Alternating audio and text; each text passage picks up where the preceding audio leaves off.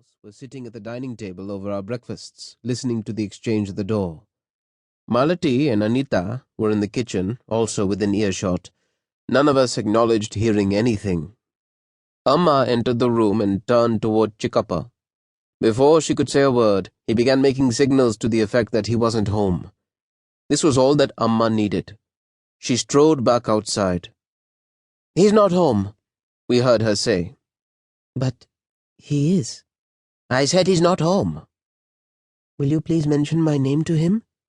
"How can I when he's not home?" "He's here. I know he is." "Am I lying to you then?" "I know he's inside. I saw him through the window. Please call him. I only want to speak to him."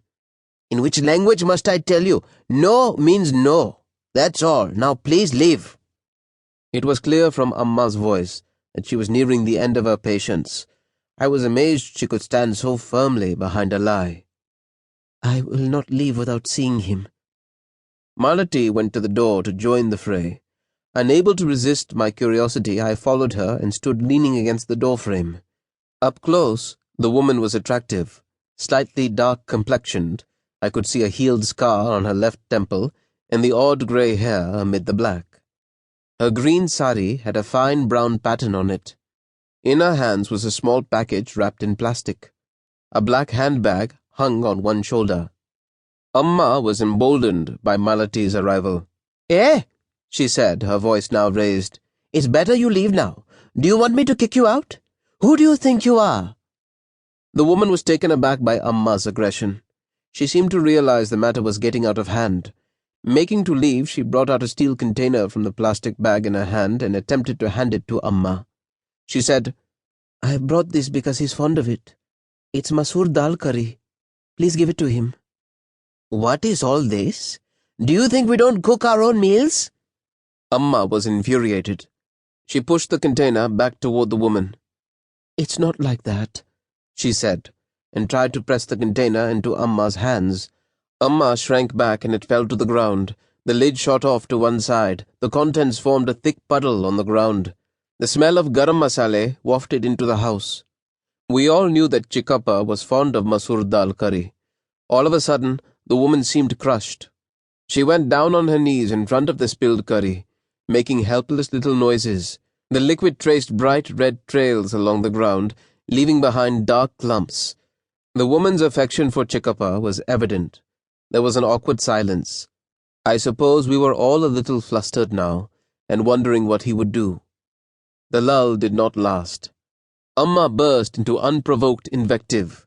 Get out, you whore!" she screamed. I walked back a few steps and glanced toward the dining room to see how Chikkappa was taking it. He had abandoned his breakfast and retreated to his room. The woman had not abused us. She had not come here to pick a fight.